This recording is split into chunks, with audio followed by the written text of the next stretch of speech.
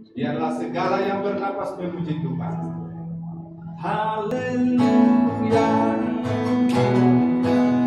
Tempatnya. Haleluya. Katakannya. Allah yang berkuasa.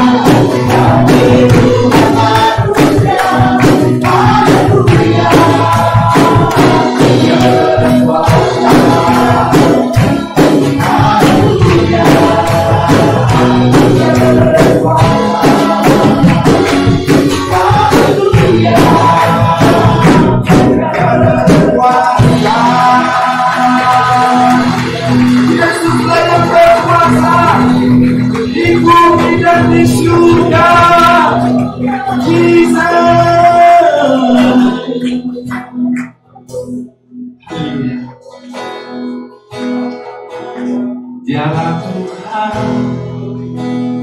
datang dari surga untuk selamatkan kita umat manusia. Mari angkat hatimu sembah Tuhan. Dialah Tuhan datang dari surga untuk selamatkan kita umat manusia.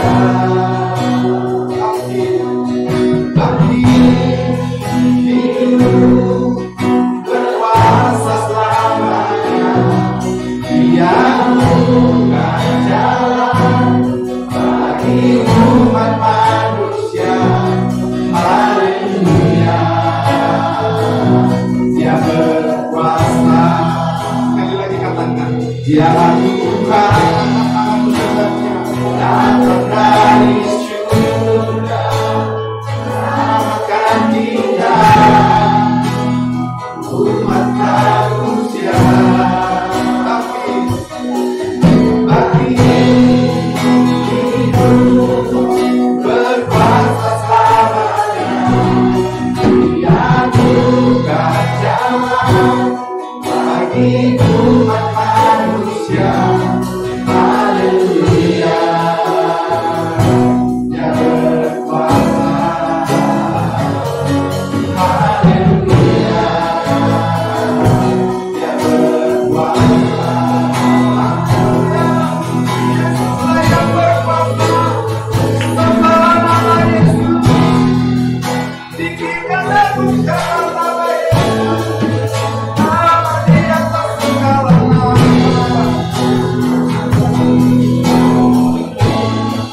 Terpujilah namamu Yesus, mulialah Engkau.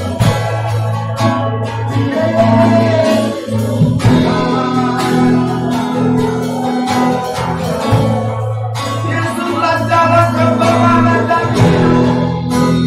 Sembahlah nama Yesus, tinggikan, agungkanlah nama Yesus.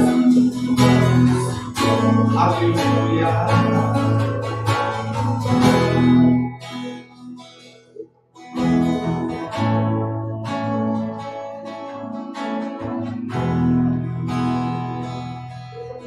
Semua mahkota dunia akan kunyatakan, semua pujian manusia akan kuhilangkan, karena tak ada satu pun yang dapat gantikan. Hanya Kau yang kudus dan hanya Kau besar. Yang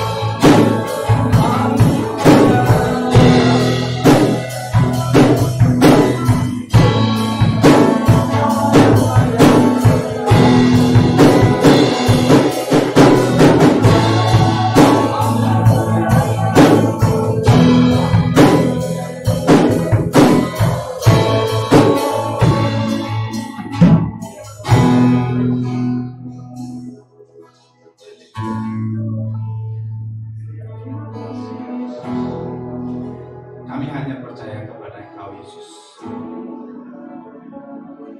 Sumber pertolongan kami, pengharapan kami, masa depan kami, bahkan segala-galanya bagi kami hanya nama Yesus. Tiada lain selain hanya nama Yesus. Terpujilah Engkau. Haleluya.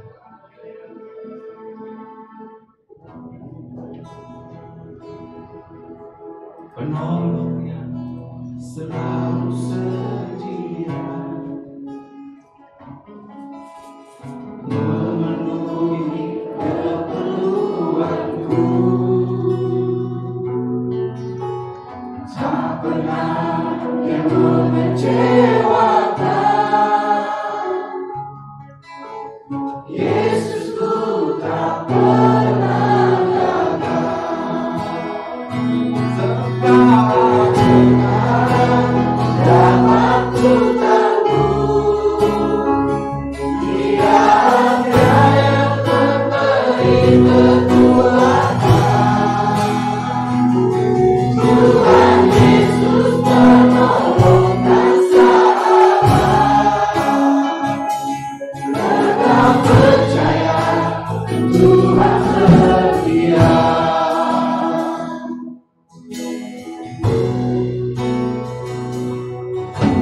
Penolong yang selalu setia, memenuhi keperluanku, tak pernah yang mengecewakan. Yesusku tak pernah gagal. Segala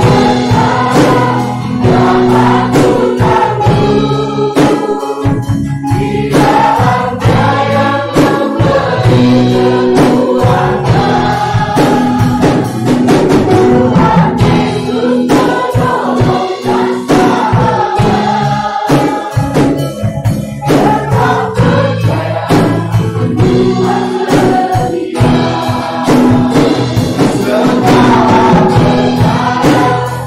dapat ku tanggung, Dia yang memberi kekuatan.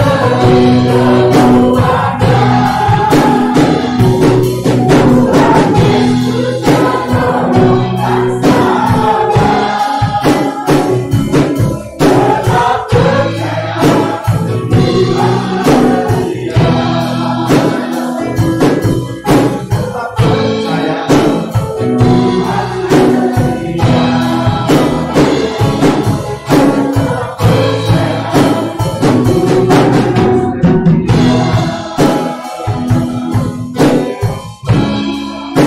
Terima kasih Yesus, Engkaulah Allah yang setia. Terpujilah namamu. Terima kasih buat segala kebaikan yang nyata dalam kehidupan. Syukur bagimu, Kau Allah yang setia. Terpujilah namamu, mulialah Engkau. Haleluya. Tuangkan hatiku mengenal Yesus, sebab Engkau layak disembah. Allah yang setia, sumber harapan, bertolong, keselamatan. Terima kasih buat segala kebaikan-Mu Yesus yang nyata dalam hidup. Kau sungguh baik, Kau sangat baik, teramat baik bagiku Yesus.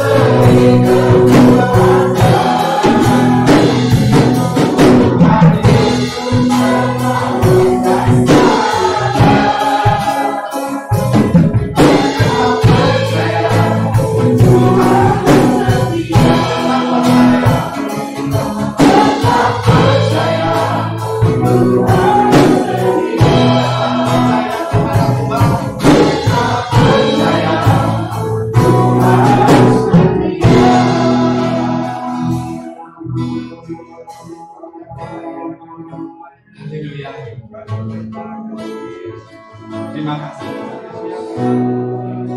Sungguh kami hanya percaya. Kami hanya beriman kepada Allah.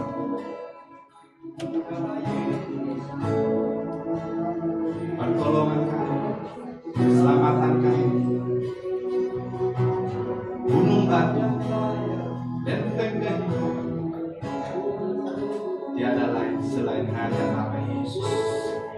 Nama di atas segala nama.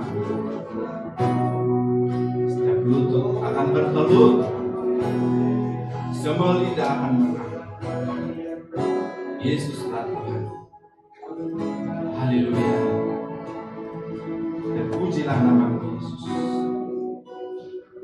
Haleluya.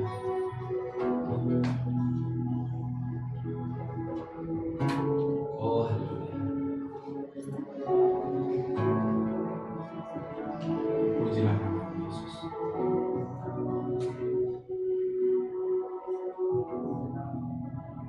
Haleluya.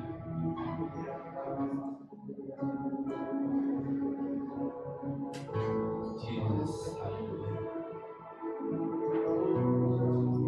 Allah kita Allah yang setia.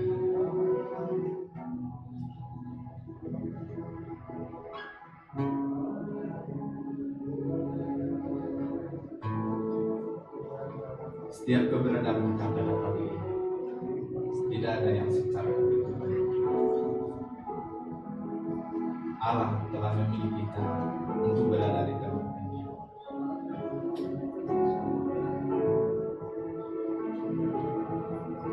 Oleh itu marilah datang dengan hati yang tertuju kepada Tuhan pagi ini. Haleluya. Nikmati hadirat Tuhan pagi ini. Haleluya. Dikatakan di dalam Yohanes 15 ayat 17, 16 dan 17. Bukan kamu yang memilih aku, tetapi ini Yesus berkata kepada murid-muridnya dan kepada kita. Bukan kamu yang memilih, tapi aku yang memilih kamu dan menetapkan kamu supaya kamu pergi dan menghasilkan buah, dan buahmu akan tetap, supaya apa yang kamu minta kepada Bapa di dalam namaku akan diberikan kepadamu. Mari datang secara pribadi kepada Tuhan. Mohon rawatan dan jamah. Haleluya. Biar kita dipuaskan dengan hadirat Tuhan pagi ini. Haleluya. Hadirat Tuhan ada di tempat ini. Datanglah dengan hati yang haus, hati yang rindu. Haleluya. Terpujilah nama Yesus. Oh, haleluya. Terima kasih. Bapak, kami siap untuk mendengar kebenaran firman-Mu. Kami persiapkan hati kami seperti tanah yang subur, siap untuk ditabur, sehingga firman-Mu akan bertumbuh dalam kehidupan kami, dalam diri kami. Terima kasih Bapa, dalam nama Yesus kami bersyukur dan berdoa. Amin.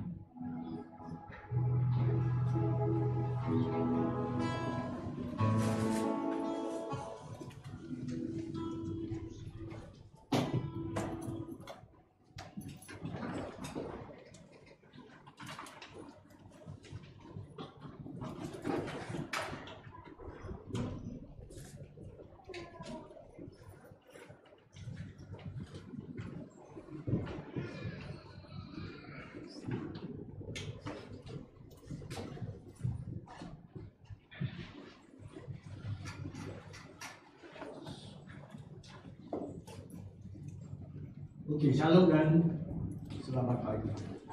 Puji Tuhan. Amen.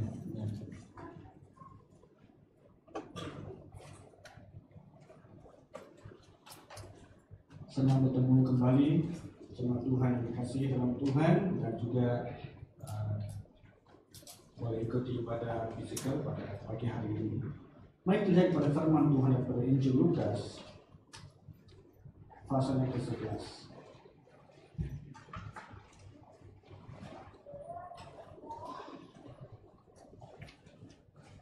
Lukas 11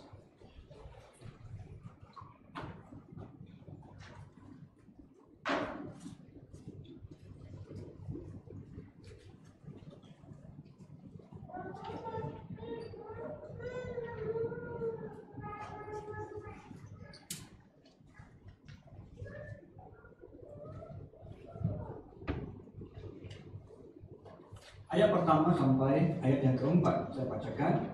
Pada suatu kali Yesus sedang berdoa di salah satu tempat. Ketika ia berhenti berdoa, berkatalah seorang dari murid-muridnya kepadanya, Tuhan, ajarlah kami berdoa, sama seperti yang diajarkan Yohanes kepada murid-muridnya. Jawab Yesus kepada mereka, apabila kamu berdoa, katakanlah, Bapa, dikuduskanlah namamu, datanglah kerajaanmu, berikanlah kami setiap hari makanan kami yang secukupnya, dan ampunilah kami akan dosa kami, sebab kami pun mengampuni orang yang bersalah kepada kami, dan janganlah membawa kami ke dalam pencobaan. Mari kita berdoa. Bapa, terima kasih buat pagi hari ini, buat firman telah membacakan, telah kami dengar sebentar tadi.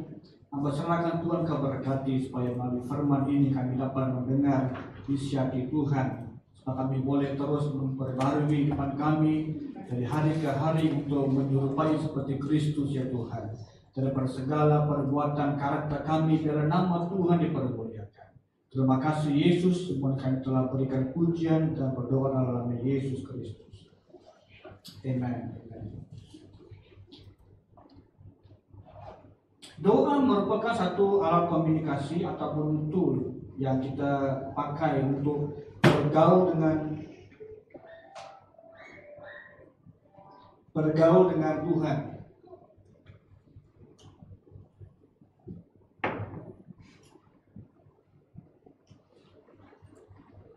Tapi ia bukan satu orang kata, ia satu keharusan, bukan satu pilihan.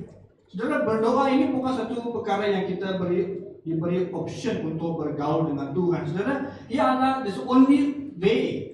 Adalah salah satu jalan saja yang untuk kita bertemu dengan Tuhan ataupun bergaul dengan Tuhan. Ia bukan adalah pelbagai cara kita boleh bergaul. Ada pelbagai cara, tapi untuk bergaul dengan Tuhan hanya satu jalan saja, itu melalui doa kita kepada Tuhan. Dalam petikan yang kita baca, kita melihat bagaimana Yesus sedang berdoa, dan datang murid-murid kepada Yesus berkata, ajarlah kami berdoa Tuhan. Dan persoalan ini membuat satu hal yang perlu kita juga segar, bahwa satu pertanyaan yang agak aneh, karena murid-murid Yesus ini juga adalah orang yang berdoa, karena mereka ini juga adalah keturunan orang Yahudi yang mengikuti ajaran-ajaran kitab Taurat. Mereka juga tahu cara berdoa, mereka juga tahu sebagainya. Dan tapi dalam pertanyaan ini mereka bertanya kepada Yesus, ajarlah kami untuk berdoa. There's something missing. Ada hal yang yang mereka telah hilang.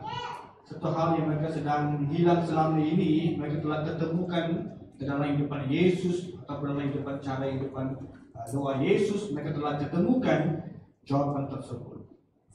Sebelum saya bawa kepada petikan, saya bawa kamu satu cerita. Mengapa doa itu begitu penting dalam hidupan setiap orang-orang Kristen. Ada seorang pengembara yang sedang mengembara, dan dia waktu sedang melalui satu jalan yang mungkin boleh katakan bandar, ataupun boleh katakan kota, ataupun mungkin boleh katakan berdesaan. Waktu dia sedang melewati melalui jalan-jalan tersebut, dia melalui satu buah gereja, dan dia sedang melihat gereja ini agak oke, dia punya bangunannya cukup bagus, dalam reka bentuk bangunannya cukup unik dan begitu menarik sekali. Tetapi yang menarik perhatian ini pengembara adalah di atas bumbung itu gereja itu adanya roh iblis sedang tidur. Roh setan sedang tidur di atas bumbung gereja tersebut. Dan ia menarik perhatian pengembara ini. Dan tanpa memikirkan lebih jauh lagi, dia meneruskan dia punya perjalanan. Dan dia juga sempat sampai di satu perumahan, dan rumah yang pertama dia ketemu, dia lewat rumah tersebut. Dia juga melihat rumah itu, dan di luar rumah itu ada banyak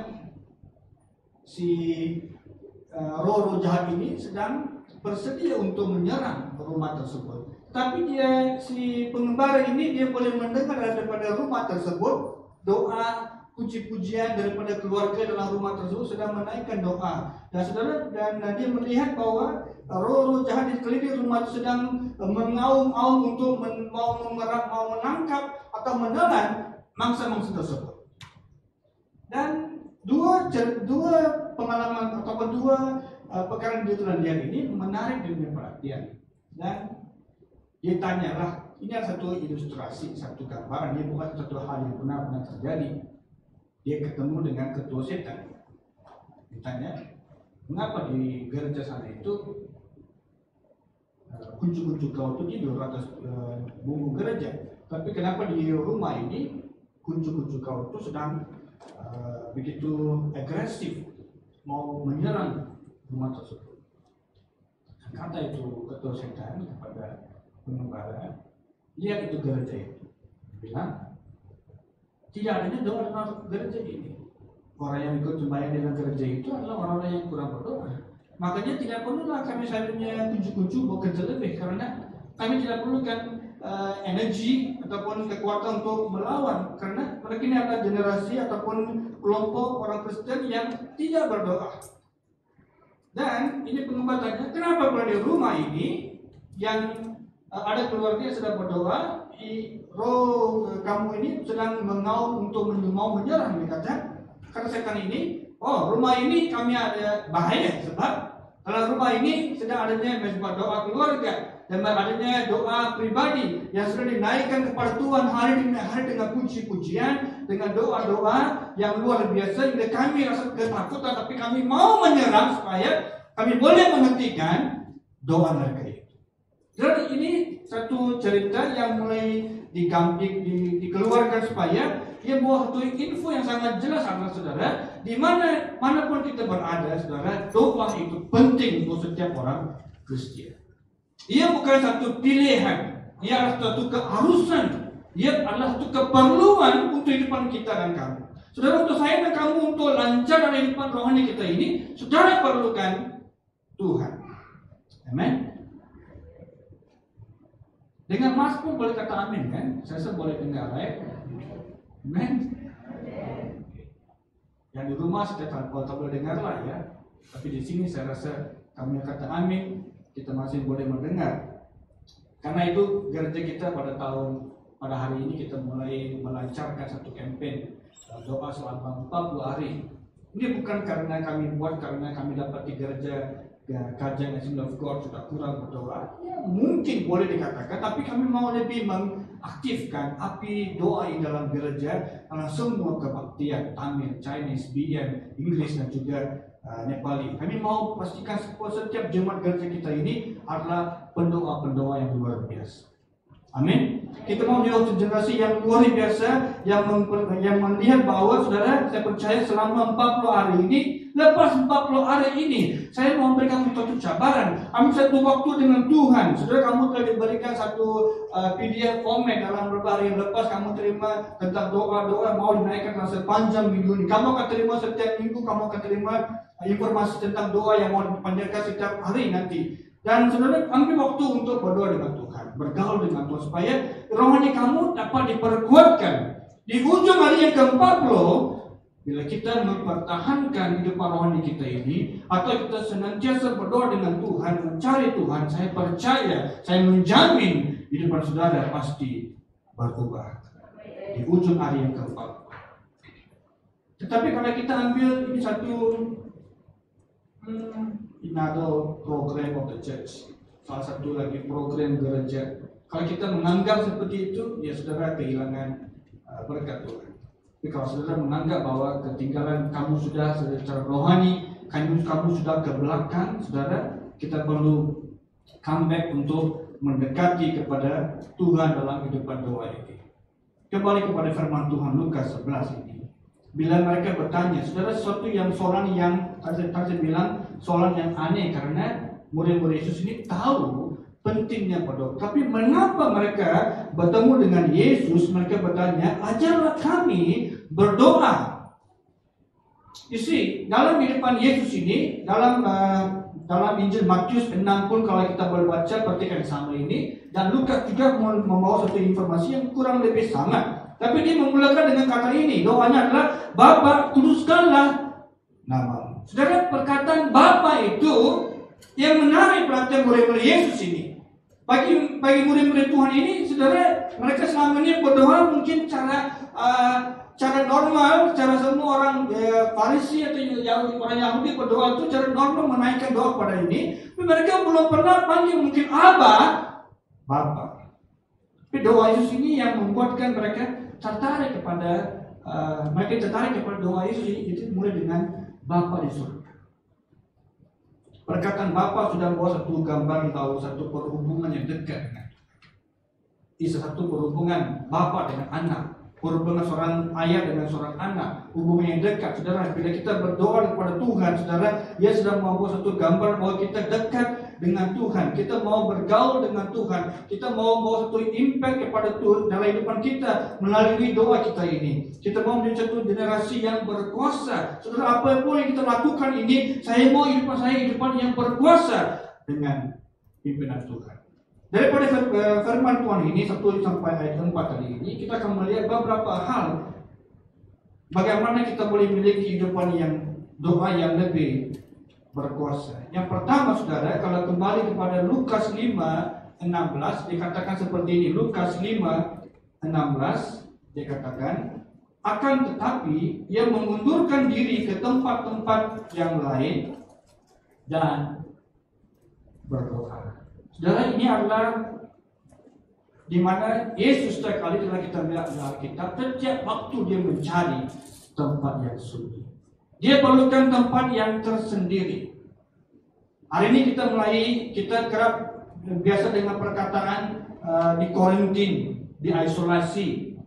Perkataan yang sudah biasa kita dengar. Saudara, ini adalah satu perkara yang kita perlu berikan sedikit perhatian, karena saudara, kita perlu mengasingkan diri kita dengan Tuhan, supaya kita boleh ada waktu bergaul dengan Tuhan, kita boleh ada waktu untuk mengenali isi hati Allah, kita boleh menaikkan permohonan. Selain permohonan, kita boleh menaikkan pujian kepada Tuhan sebab Dia layak disembah. Tetapi masalah kita pada hari ini adalah kita beri pelbagai alasan kepada Tuhan. Kita harusnya lari kepada Tuhan, tapi kita beri pelbagai alasan untuk mendekati Tuhan. Saya tidak ada kekuatan, saya tidak mampu, saya letih, saya sibuk, dan seterusnya. Damai lain. Saudara, ini semua adalah alasan yang orang Kristen selalu memberinya. Saya sibuk. Saya hanya punya waktu sedikit untuk Tuhan. Wow, alasan yang luar biasa. Sepertinya kita adalah Tuhan, Tuhan adalah hamba kita. Kita yang memerlukan kekuatan Tuhan, kita yang perlukan penyembuhan, kita yang perlukan berkat ekonomi, kita yang perlukan berkat-berkat rohani, kita yang perlukan segala berkat daripada Tuhan. Tapi kita menganggap Dia adalah hamba kita adalah ketua untuk Dia. Sebab itu kita perlu mencari waktu yang tersendiri ataupun tempat yang sunyi.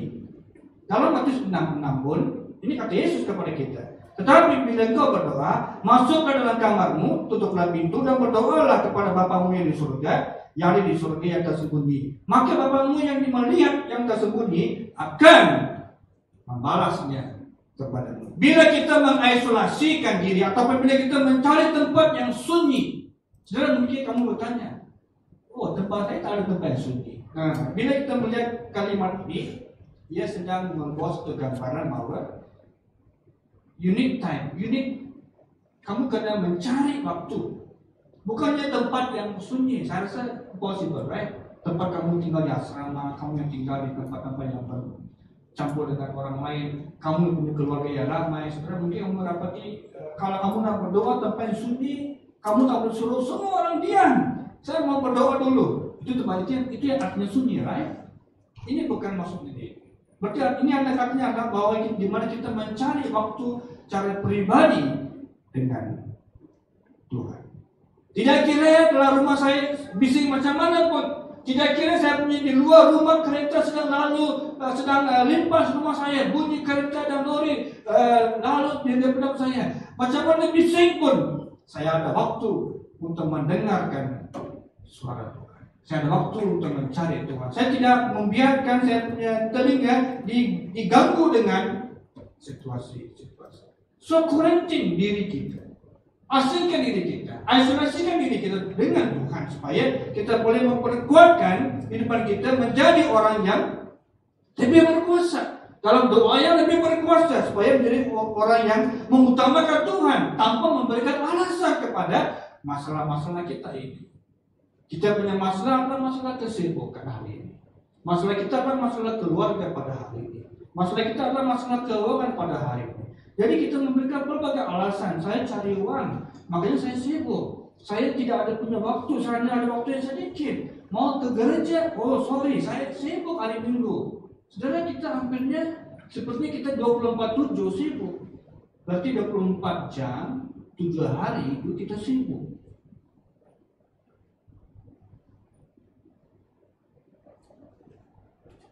Dalam diam dikata tepuk dada tanya saudara. Berarti saudara tanya sendiri. Saudara pernah beri enggak alasan antu busy, antu tired? Saudara, dalam Tuhan sangat berhikmat waktu penciptaan. Waktu Dia menciptakan Adam, Dia berikan waktu untuk Adam beranak cuculah dia bilang. Dan kerjakanlah taman Eden. Berarti Tuhan punya timing yang diberikan kepada manusia. Waktu sekian kerja, waktu sekian berkeluarga, waktu sekian istirahat, tidur ya. Jadi semuanya ada waktu diberikan. Makanya diberikan 24 jam kepada kita. Kita yang harusnya membuat sedikit pembahagian, bijak dalam penggunaan masa, time management. Barangkali kita punya masalah adalah pengurusan waktu kita weak, lemah dalam menguruskan waktu. Kita gagal menguruskan waktu. Kita menguruskan waktu adalah lebih kepada hal-hal pribadi, tetapi hal rohani kita kasih yang paling ke belakang. Itu masalah orang Kristen pada hari ini. Bagaimana menjadi orang yang lebih berkuasa? Kalau mau doa yang berkuasa, kalau kita memiliki karakter seperti ini. Coba perhatikan lagi Ezekiel. Ezekiel 37. Ezekiel 37 ataupun Ezekiel.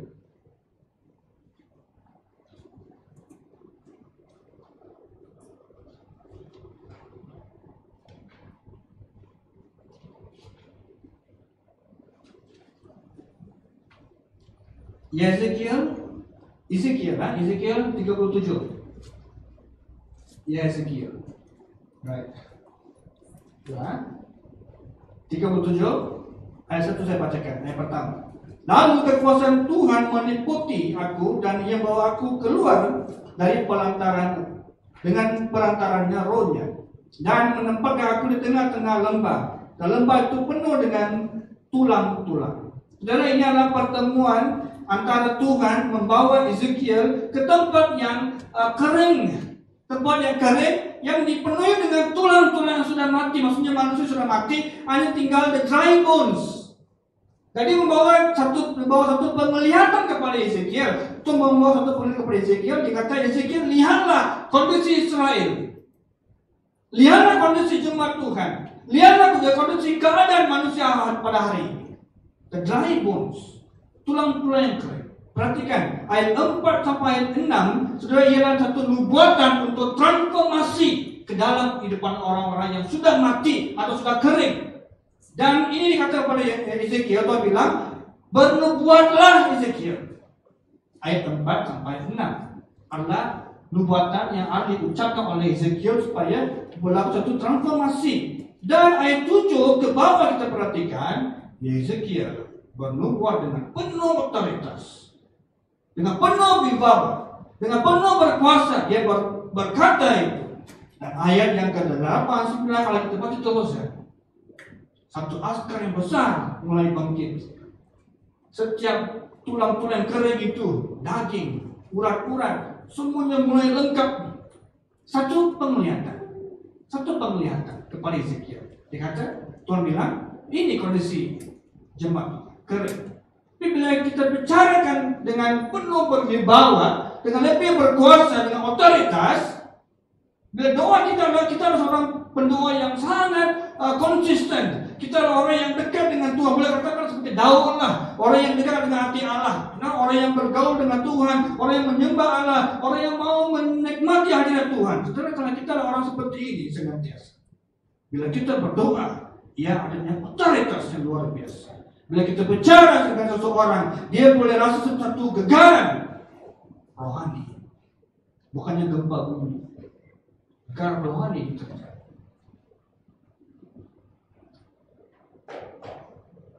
Dan nubuatan ini adalah nubuatan satu transformasi. Dan kata kepada Tuhan kepada Ezekiel, bila kau bernubuat, ini akan terjadi kepada bangsa Israel. Jadi kalau gereja kita mau berubah, kita harus mulakan dengan doa secara pribadi. Cari waktu yang sunyi.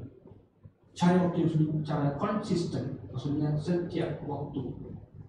Siang malam. Tengah hari. Anytime. Saudara, ada seorang pastor bilang, tak semesti waktu siang malam. Anytime you ada waktu, just pray. Berarti kita punya roh kita connected dengan Tuhan 24/7. Amen? Yes. Our spirit, roh kita harusnya bergabung dengan Tuhan 24/7. Berarti setiap waktu yang kita ada berbahasa roh. While you driving kereta, you sendirian berbahasa roh. Waktu kamu sedang dalam Grab, kamu sedang dengan pemandu, dengarlah kamu berbahasa roh yang kuat sampai itu driver terkejut. Kamu bilang apa ini? Tak usah kamu bahasa roh dalam begitu kuat. Saudara boleh menyembah Tuhan dalam hati, right? Dalam bisikan-bisikan, saudara boleh bahasa roh dalam hati kamu, saudara boleh. Wherever you are, di mana kamu sedang bekerja, di mana kamu sedang bekerja, mengkira counting itu, kau berbahasa roh, kamu akan lepas counting mungkin. Jadi jangan kita ambil waktu-waktu yang serius, maksudnya kamu sudah buat accounts, kamu membuat Tuhan, haleluya puji Tuhan, ketik. Saudara lihatnya tak daily dia punya balance, tak sama dia punya. There is a time, ada waktunya. Jadi di mana saudara rasa sedang menuju ke kantin mau pergi makan, kamu ke cafe untuk pergi makan, saudara on the way kamu pergi ke, saudara ini adalah waktu-waktu, curi waktu yang kita ada. Every time kita ada itu. Speaking tongue, berbahasa roh, menyembah Tuhan, berdoa kepada Tuhan, menaikkan pujian. Just go on. Tak perlu menunggu sampai malam kita tiba di rumah kan. Tetapi kita dalam proses ini sehari kamu sudah berdoa. You juga perlukan waktu yang sunyi bersama dengan Tuhan. Time alone with God. Waktu pribadi dengan Allah.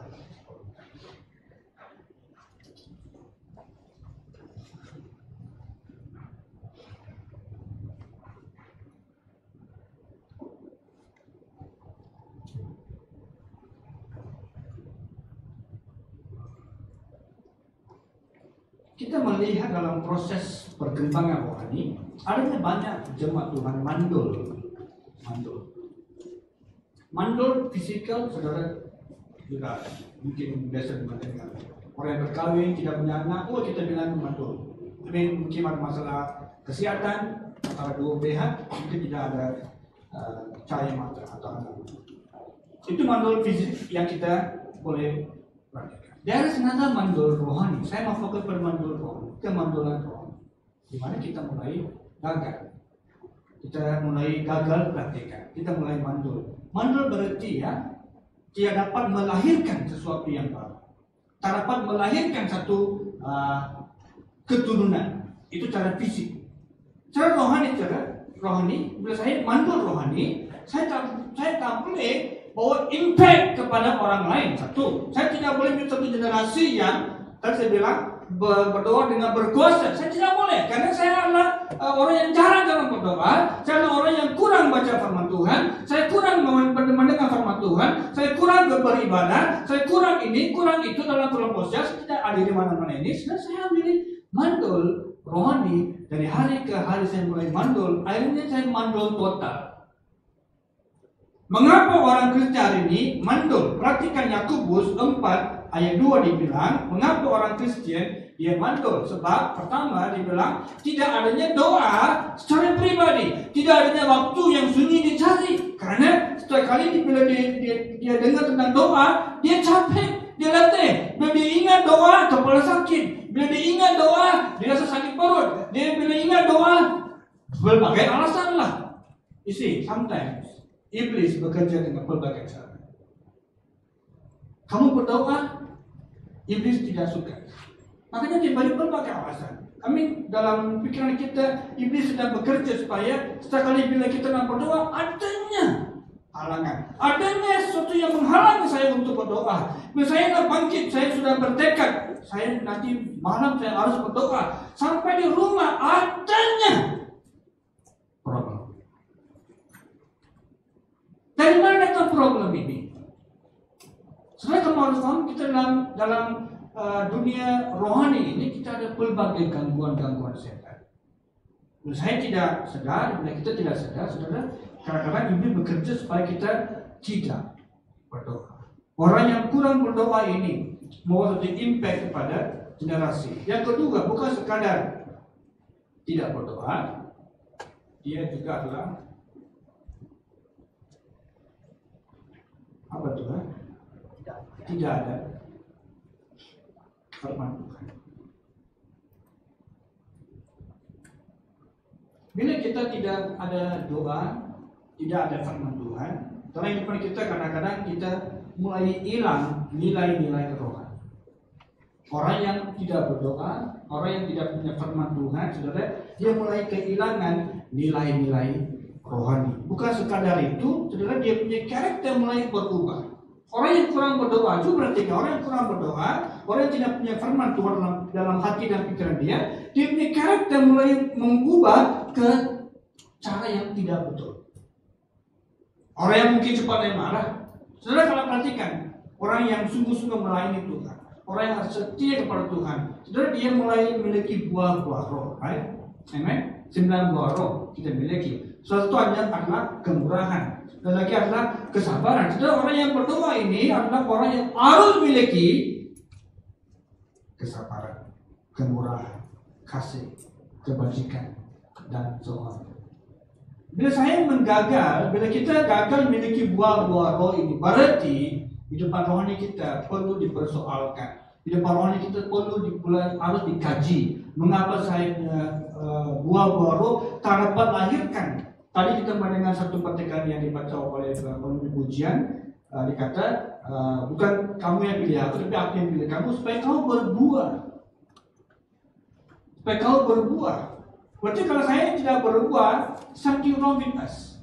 Perlu kita buat kajian, mengapa ada hal yang tidak kaitan dengan kita ini. Jadi bila kita kurang berdoa, bila kita kurang baca firman Tuhan, saudara-saudari, kita juga adanya mulai gini, kita punya kesegaran rohani mulai reput, mulai hilang, mulai rosak.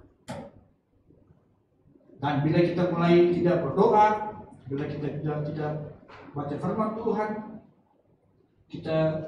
setiap orang menjadi musuh kita. Yang menasihati pun menjadi musuh kita. Kita yang mungkin salah, datang dia menasihati pun dia menjadi musuh saya. Datang Niki menasihati pun dia menjadi katanya musuh. Karena saya tidak dapat mengimbangkan sekarang, karena saya sudah mulai reput rohani saya ini. Jadi bila datang orang-orang yang pemimpin gereja ataupun kawan-kawan rohani yang datang untuk menasihati, saya anggap macam mereka ini cari pasal, right? Kamu nulis jaga kain orang apa tuh? Jangan jaga tepi kain orang, right? Don't be too busy body. Kamu harus sibuk badan. Busy body. Itu busy body. Saya ni okay, tetapi actually saya rohani tak okay.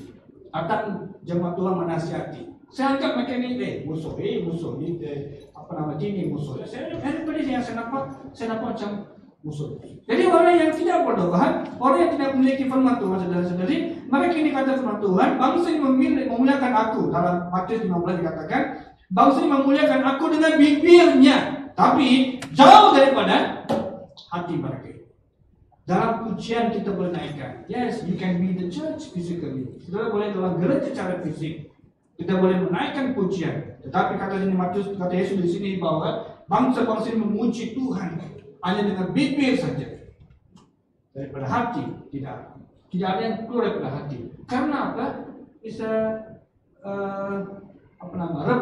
sudah reput, rosak rohani kita. Tidak ada doa yang powerless. Kita punya doa adalah powerless, tidak berkuasa. Yang ketiga, bukan sekadar itu, kita mulai juga orang yang mandul rohani, dia punya fokus akan mulai menyimpang ke arah kedunia.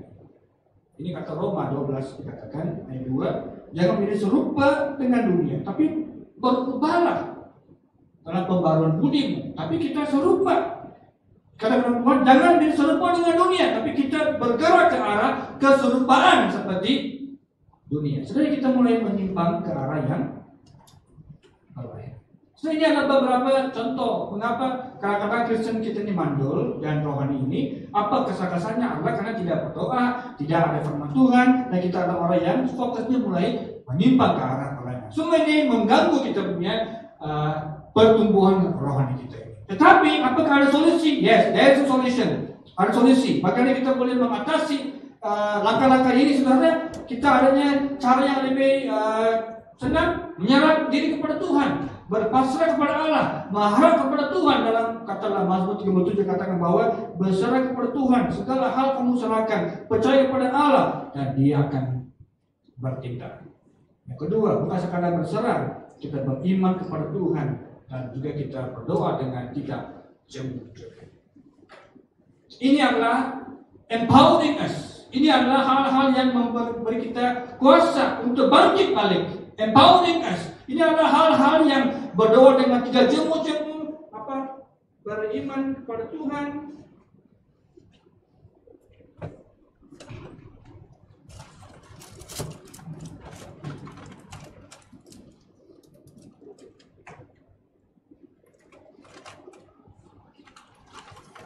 Beriman kepada Tuhan, doa tanpa jemu-jemu, dan juga orang yang menyerah kepada Tuhan. Ini adalah solusi kita untuk mengatasi menjadi orang yang berubah kepada menjadi orang yang luar biasa, memiliki kehidupan yang lebih berkuasa dengan pimpinan.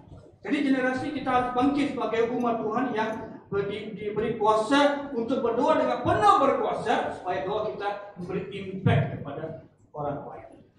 Itu yang pertama. Yang kedua, saudara, bukan sekadar kita memiliki waktu yang sunyi, tapi kita juga berjalan bersama dengan Roh Tuhan. Kita perlukan Roh Kudus. Tanpa Roh Kudus, saudara, kita tidak boleh buat apa-apa pun. Kalau kata baca Kisah para Rasul 10:38, Kisah para Rasul 10:38 dikatakan, yaitu tentang Yesus dari Nazaret.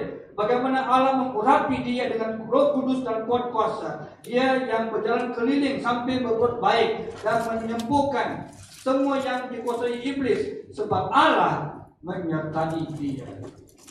Jadi ini adalah cara Tuhan bekerja. Bila Allah mengurapi di depan kita ini, saudara, kita harus mengurapi dengan luar biasa. Kita harus siap dipakai dengan Tuhan dengan luar biasa. Minggu lepas saya bilang satu hal. Bila Tuhan mencari kita, where are you? Di mana saudara waktu itu? Di mana Tuhan? Bila Tuhan mencari kita, di mana kita? Oke. Hari ini pun saya mau ulang kembali. Di mana saudara bila Tuhan membutuhkan saudara? Bukannya Tuhan tidak perlukan pertolongan kita. Amin. Tuhan tidak perlukan pertolongan kita. He no need our help. Kita perlukan bantuan kita. Dia adalah Allah semesta alam. Dia adalah Allah yang berkuasa, saudara. Kita lah yang perlukan Tuhan. Untuk menuju ke arah surga, memiliki kehidupan yang kekal, kita lah yang harus mencari Tuhan. Tetapi Tuhan datang mencari kita supaya kita dapat memperoleh kehidupan yang baru, yang dipenuhi dengan Roh Kudus dan bekerja dengan luar biasa. Kalau Efesus kata dalam Efesus 6:18 dikatakan bahwa saya hanya ambil bagian di tengah-tengah dikata berdoalah setiap waktu dalam Roh. Ini kata Paulus, dalam setiap waktu berdoa dalam Roh. Dalam waktu yang kita ada, setiap waktu yang kita ada, just pray in tongue, just pray in spirit, just doa. Bila waktu setiap waktu yang kita ada ini pergunakan supaya kita boleh berdoa dengan Roh Kudus. Kita perlukan pimpinan Roh Kudus. Kita perlukan urapan Roh Kudus. Kita perlukan bantuan Roh Kudus.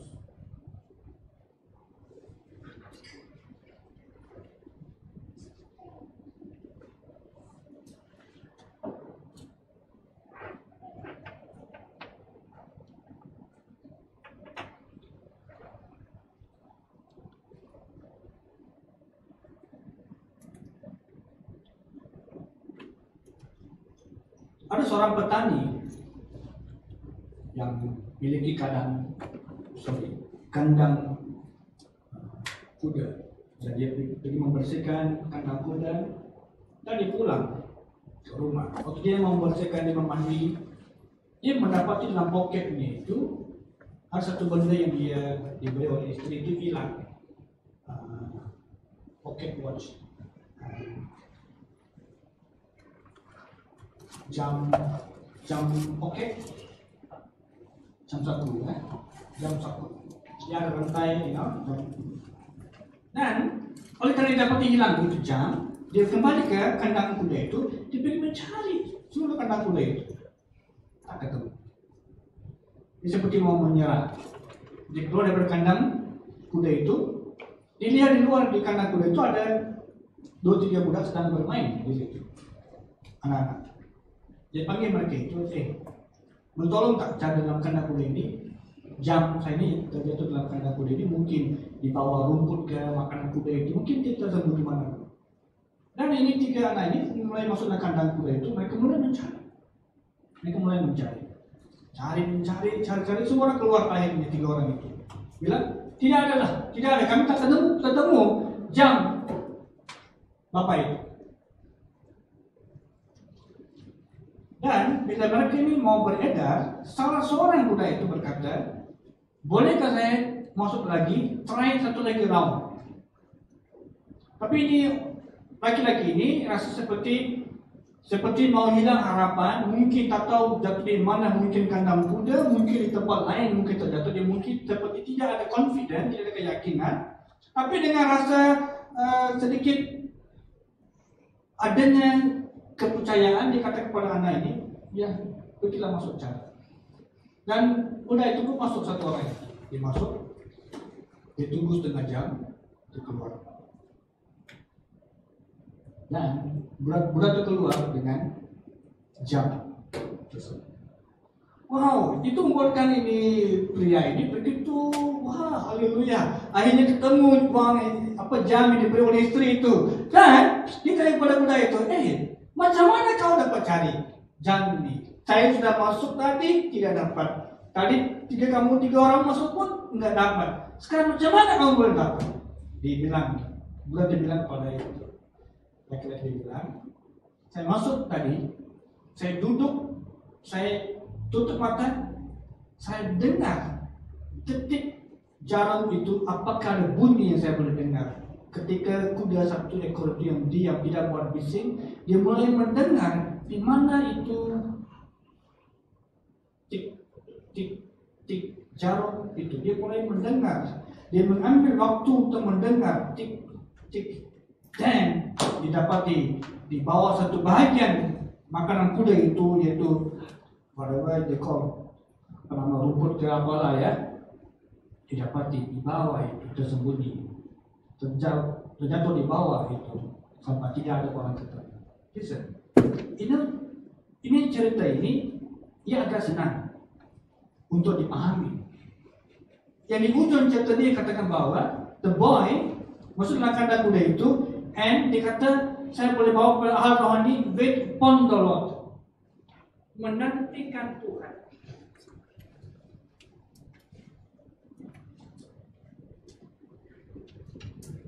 Dia mulai masuk, dia mulai menantikan Tuhan. Dia mulai menunggu di dalam itu kandang kuda itu. Dia mulai menunggu, dan akhirnya dia ketemu. Dia mendengar itu jarumnya tik tik tik, dan he got it. Bila baca dalam kitab Ratapan 3 ayat 26, ini kata firman Tuhan. Ratapan 3 ayat 26 berkata, adalah baik menanti dengan diam pertolongan Tuhan. Ratapan 3 ayat 26, adalah baik menanti dengan diam pertolongan Tuhan. Amin. Saudara, ini harusnya kita punya gaya hidup, tapi sebaliknya kita lain. Kita ada berbagai problem hari ini. Datang masalah, kita lari ke sana, lari ke sini. Kita mencoba yang cara ini, kita mencoba cara itu. Kita buat berbagai cara sampai kita sudah there's no time untuk cari Tuhan. Yes, kita doa sekejap, tapi kita punya otak mulai pikir, saya akan coba try cara ini, saya akan coba try cara ini, saya lari ke sana, saya lari ke sini. Karena kita akan buat berbagai sampai kita capek, letih. Tidak ada waktu untuk Tuhan. Tapi ini kata Ratapan, bila kita ada waktu masalah-masalah krisis, whatever kita masalah kita lalui, adalah baik menantikan pertolongan Tuhan. Wait upon the Lord, wait upon the Lord, wait upon the Lord. Tunggu, nantikan Tuhan, nantikan Tuhan, nantikan Tuhan. Ini diperlukan persistence. Satu orang yang boleh menanti dengan tenang, menanti tanpa ada gangguan, menanti Tuhan dengan satu harapan bahwa Tuhan akan berbicara kepada kita melalui firman Tuhan, melalui bisikan-bisikan Roh Kudus. Amin. Jadi kita perlu kehidupan yang dipimpin oleh Roh Kudus. Jadi kita harus memperiksa kehidupan kita hari ini. Apakah saya ini hari ini hidup dengan dipimpin oleh Roh Kudus ataupun sebaliknya. Kehidupan yang pertama tadi adalah kehidupan yang kita perlu mencari waktu tempat yang sunyi. Tempat yang diasingkan saya dengan Tuhan saja. Tidak ada gangguan lain. Maybe you are married, kamu mungkin sudah berumah tangga. Waktu yang kamu mencari adalah tanpa suami, tanpa anak. Kamu dengan Tuhan saja. Ya, kita di mesbah doa. Tapi selain mesbah doa, kita juga ada waktu pribadi dengan Tuhan. Saya dengan Tuhan. Apa yang Tuhan mau bicara kepada saya, let God speak to me. Biar Tuhan bicara kepada saya. Saya alone dengan Tuhan. Ada banyak hal Tuhan akan menyampaikan. Baru-baru ini beberapa hari yang dalam minggu ini kan saya sedang doa. Dan saya perhatikan ada dalam dunia pada hari ini kita melihat ada negara yang berdamai dan sebagainya. And I'm asking God, saya Tuhan, is it going to be peace Doa saya adalah dislokis, tidak akan benar. Kembali kepada Matius 24, dislokis, tidak akan benar. Tetapi akarnya tribulation. Akarnya tribulation. What do you call that? Penganiayaan. Kita hari ini belum ada tribulation, belum ada penganiayaan pun, kita mau ke gereja kedua kali. Kita takut virus COVID-19. Tapi kita boleh ke shopping mall. Kita boleh ke pasar malam. Kita boleh ke kedai mama, kedai papa Islam. Whatever, we can go. Semua tempat. Tetapi mau ke gereja, kita bilang gereja ada virus.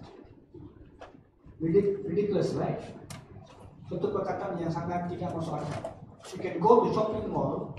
Ayo ICT Mall memper kita berbondong-bondong orang seperti tidak ada COVID-19, tak eksis, begitu maknanya. Seperti tahun 2019 itu masih hidup, yes. Kalau kita ke shopping mall yang besar-besar di Putrajaya maupun di KL, seperti orang ramai mereka di mall. But kembali ke gereja secara fisikal, dibilang, oh gereja kan juga sesak. Church juga sesak. Church juga ada COVID-19. Orang-orang ini perlu bertobat. Dia bilang seperti itu. Kalau dia bilang gereja ada COVID-19, you shouldn't go to shopping mall, you shouldn't go any of the market, you shouldn't go anywhere, you should stay at home. Right? Kalau orang bilang seperti itu.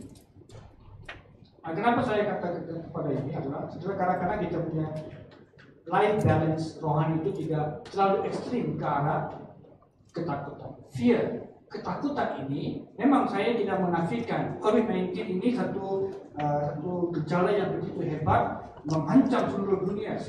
Memang ini adalah fakta. 28 juta orang telah pun kena. Dia tidak menafikan hampir dekat more than 500,000 yang sudah meninggal.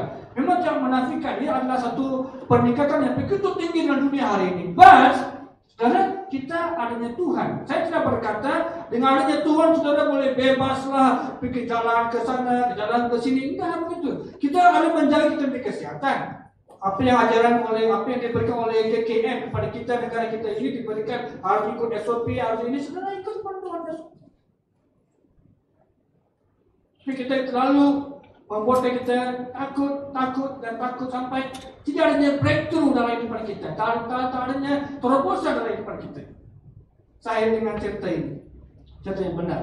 Kalau waktu pandemik berlaku ini, dalam bulan Maret, April, Mei itu, saudara, satu waktu di mana COVID-19 ini membuat kita lockdown negara kita. Baik, di mana kamu tak boleh bebas keluar, kamu tak boleh ke gereja, semuanya all online. Dan waktu ini ada satu wanita yang membuat pakaian, dia punya bisnis adalah menjual pakaian, menjahit pakaian, that's all dia punya bisnis. Tapi waktu COVID-19 pandemic ini yang membuat lockdown ini, sudah dia punya income-nya mulai drop karena tidak ada orang yang datang ke rumah untuk menjahit, mengukur dan membeli pakaian, semuanya agak pending, semuanya agak berhenti, income-nya mulai terjejas. Tapi apa yang dibuat wanita ini, dia mulai mencari Tuhan. Dalam waktu pandemik ini, dalam waktu lockdown ini, dia mencari Tuhan, tolong Tuhan buka jalan. Ini kisah benar. Dan kan lockdown tidak boleh ke rumah, tapi lockdown boleh melalui pos, right? Boleh dikirim. Kita beli pun Grab food, kita beli semua Grab food semuanya. Jadi semua boleh kirim. Jadi waktu dia dalam lockdown, dalam doa, dia mulai waktu untuk mencari Tuhan. Dia mulai berhenti buat jahitan, dia berhenti membuat bisnis, dia mulai mencari Tuhan. Tuhan, tolong Tuhan, kau buka jalan.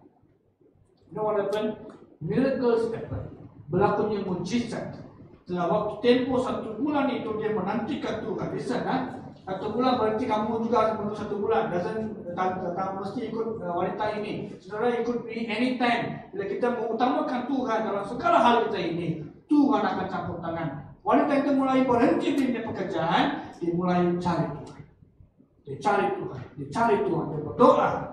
Akhirnya orang datang memberikan order, beli ini. Dan dia bila di ujung bulan itu, 1 bulan ini, dia buat dia perkiraan untung pendapatan dia. Banding sebelum pandemik ini berlaku, bulan Februari, bulan Januari. Kalau ambil bulan 1 dengan bulan 2 sebelum kita kena lockdown, bulan Mac kita mulai lockdown. Bulan 1-2 itu sudah dia mungkin mendapatkan pendapatan kurang lebih 800.000 ringgit.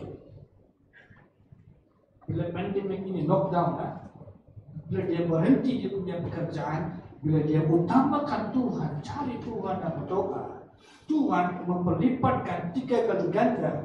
Di mana waktu lockdown itu, waktu di mana diberikan RMCO, di mana KFP, KPP, itu prosesnya kita boleh keluar dalam waktu ini. RMCO ini berlaku, KPP ini berlaku ini, ya punya pendapatan triple, 3.000 lebih dia punya pendapatan diperoleh banding sebelum COVID-19 wujud dalam negara ini. Jadi saya mau akhiri dengan cerita ini, impact doa. Ini wanita bilang satu statement dikata, doa sanggup mengubah, jangan berhenti berdoa. Ini kalimat dia. Dia bilang, doa sanggup mengubah, jangan berhenti berdoa. Amen. Jemaat Tuhan saya kasihi. Campaign 40 ini bukannya menolong kita untuk sampai 40 hari ini lepas itu kita akan berhenti, enggak. Sampai Tuhan datang kali kedua, kita mempertahankan iman kita dengan doa, dengan konsisten. Amen. Mari kita bangkit berdiri, renungkan firman Tuhan ini. Terima kasih Tuhan. Puji nama-Mu Yesus. Glory God. Terpujilah nama Yesus.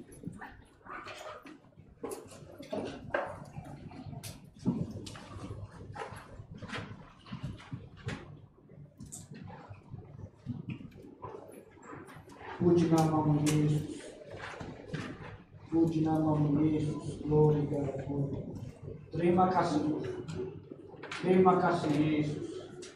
Kami sembah Kau Allah. Kami sembah Kau Yesus. Kami sembah Kau Yesus.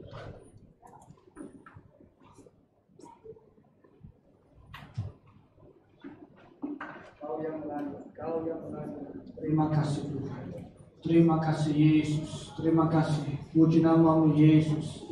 Secara pribadi, di mana saudara sedang berdiri, di mana saudara berada pada saat pagi hari, periksa hati kita masing-masing di hadapan Tuhan. Biar di hadapan Tuhan kita jujur. Akui kelemahan saudara kalau ada. Kalau saudara telah mempertahankan hidup berdoa saudara selama ini, teruskan.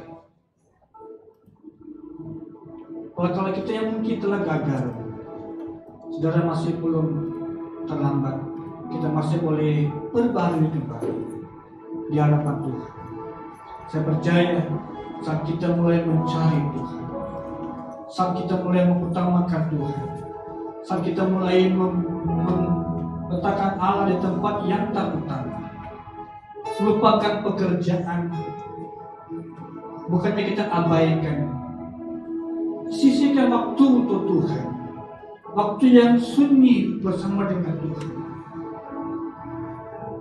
Janganlah kita mandul rohani, biarlah kita orang yang berbuah berlipat kali ganda. Terima kasih Tuhan. Hidup yang dipimpin oleh Roh, hidup yang berjalan bersama dengan Roh Kudus. Haleluya, Rabbah Santa. Puji nama-Mu Yesus. Puji nama-Mu Yesus. Puji nama-Mu Yesus. Terima kasih Tuhan. Amen. Amen. Amen. Penolong kami yang setia. Haleluya. Terima kasih Tuhan. Penolong. Amin. Selalu setia. Puji nama Yesus. Oh glory. Memenuhi keperluanku, tak pernah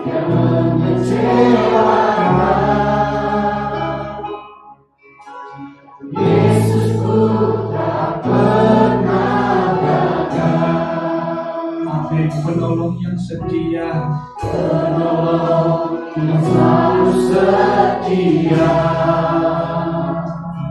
Terima kasih Tuhan, Memenuhi keperluanku. oh Yesus, haleluya. Tak pernah Dia mengecewakan. Yesusku tak pernah gagal. Segala perkara dapat ku tanggung di dalam Dia yang memberi kekuatan. Tuhan Yesus penolong dan sahabat. Tetap percaya Tuhan setia. Segala perkara dapat kita bersama Yesus. Amin. Dia yang memberi kekuatan. Tuhan Yesus penolong dan sahabat. Tetap percaya Tuhan setia. Segala perkara dapat ku tanggung. Terima kasih Tuhan. Bapa Di dalam Dia yang memberi kekuatan. oh glory. Tuhan Yesus penolong dan sahabat. Amen, amen, Jesus. Tetap percaya Amin. Tuhan setia. Puji nama Yesus. Terima kasih Tuhan. Kamu telah mendengar cerita tentang seorang anak yang mencarikan jantan di dalam kandang kuda. It's just an illustration, satu ilustrasi untuk menggambarkan kepada kita betapa pentingnya untuk kita duduk di hadirat Allah dan menanti-nantikan untuk mendengar bisikan Roh Kudus. Saudara perlukan waktu yang sunyi bersama dengan Tuhan. Untuk mendengarkan suara Tuhan, kita perlu waktu pribadi dengan Allah. Tidak kira betapa sibuk kita pada hari ini. Memang dunia hari ini penuh dengan kesibukan dan kesibukan keluarga, keuangan, hal-hal yang lain. Saudara, kita sibuk. Tidak salah. Tapi utamakan Tuhan. Karena tanpa Tuhan, saudara, saya tidak boleh pergi mana-mana. Tanpa Tuhan, kita tidak boleh maju kemana-mana pun.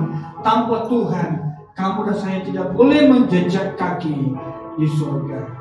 Kita perlukan Yesus, saudara perlukan Yesus, saudara perlukan keselamatan, saudara perlukan pengampunan dosa. Hanya Yesus sajalah yang boleh mengampuni kita. Hanya darah Dia sajalah yang boleh membasuh dosa kita. Hanya Yesus sajalah jalan kebenaran dan kehidupan untuk kita. Haleluya.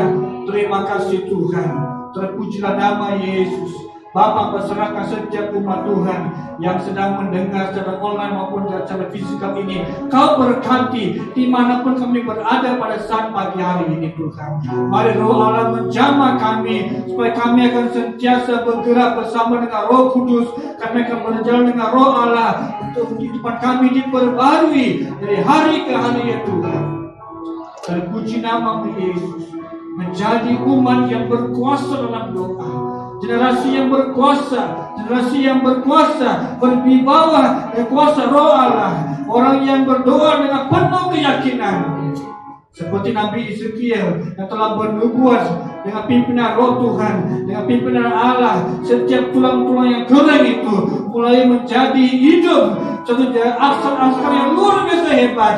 Menjadi manusia yang hidup karena setiap firman yang diucapkan orang yang berkuasa, setiap kata-kata yang diucapkan oleh orang yang berkuasa akan memberi kehidupan. Karena firman yang kita pakai adalah firman yang hidup. Daripada firman Allah, firman ini Allah akan memberikan kehidupan, pembaruan, penyembuhan kepada orang yang mendengar kata-kata kita ini. Haleluya, Jesus name. Terpuji nama Yesus. Setiap belenggu yang mendekati jemaat Tuhan, saya putuskan, saya patahkan di dalam nama Yesus Kristus. Saya patahkan setiap belenggu, setiap benteng-benteng yang merintangi umat Tuhan untuk maju ke depan, yang menghalangi mereka. Saya runtuhkan di dalam nama Yesus Kristus. Saya mempercayai darah Tuhan Yesus ke dalam kehidupan setiap umat Tuhan. Saya percikan darah Tuhan ke dalam setiap umat Tuhan. Terima kasih Bapa. Berkati Tuhan setiap umat-Mu di sepanjang minggu ini. Kami yang sudah mengambil langkah untuk mengambil waktu pribadi dengan Tuhan selama 40 hari bersama Engkau. Berkati umat Tuhan. Setiap umat Tuhan yang telah mengambil cabaran ini untuk mencari waktu yang sunyi, untuk berjalan bersama dengan Roh Kudus, pimpin kami Tuhan di sepanjang minggu ini. Kau berkati waktu pekerjaan pendidikan kami, pekerjaan keluarga, di mana kami berada Tuhan. Kau berkati apapun usaha dengan umat-Mu Tuhan, Kau berkati dengan berkelimpahan. Terima kasih Tuhan, kami berikan segala pujian, segala hormat, dan sumber kami telah berdoa dalam nama Tuhan Yesus Kristus. Amen.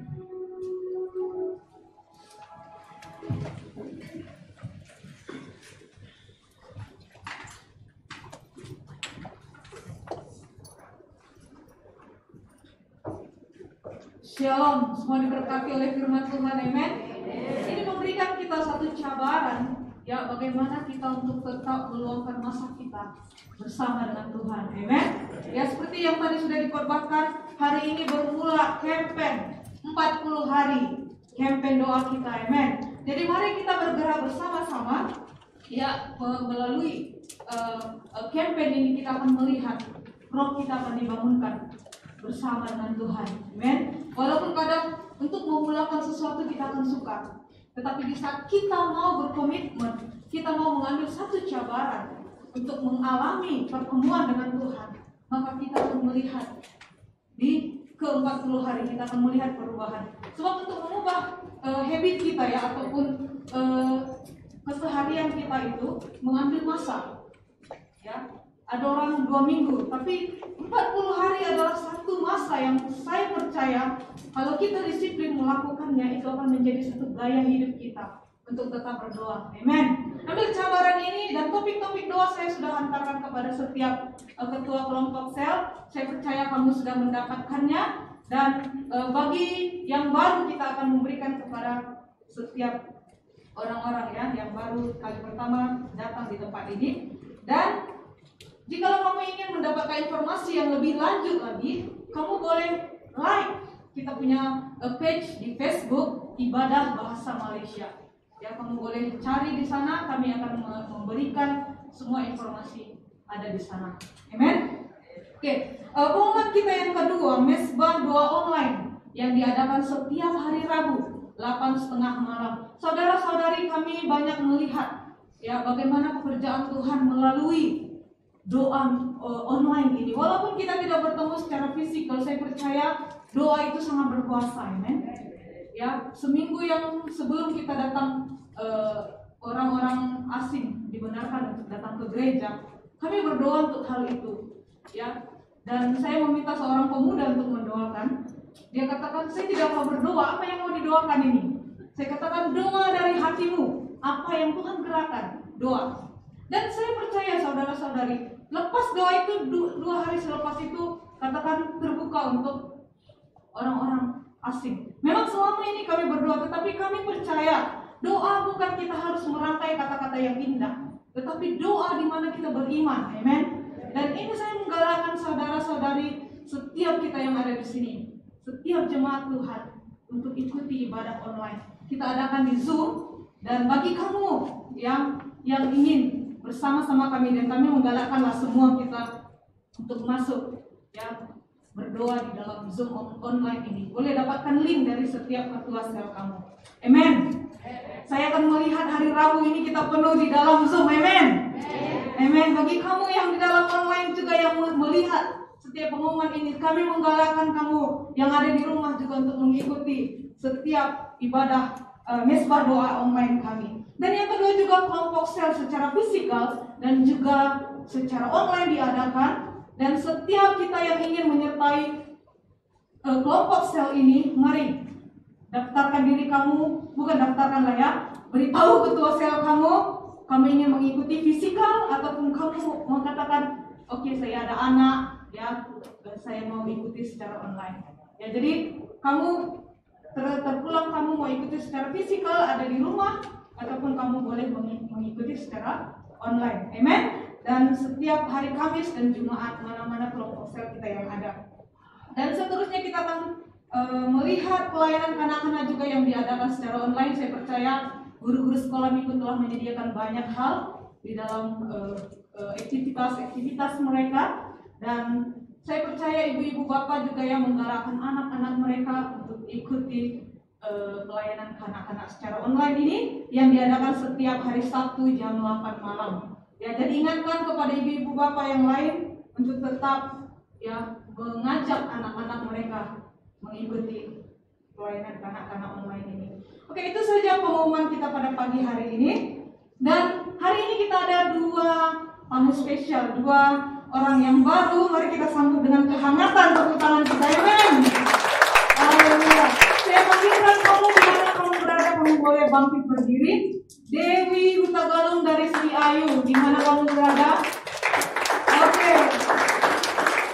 Susi Simbolan, boleh berdiri dulu teman-teman. Oke, Susi Simbolan kita dari Sri Ayu, selamat datang. Dan kami percaya kamu semua diberkati melalui ujian penyembahan dan khotbah pada pagi hari ini. Amen. Dan kami berharap kamu akan bertumbuh di dalam gereja ini. Amen. Oke, terima kasih, Tuhan memberkati. Ya, kita akan memberikan persembahan kita bagi Tuhan. Ya, kita boleh memberikan selepas nanti kita keluar di kotak persembahan.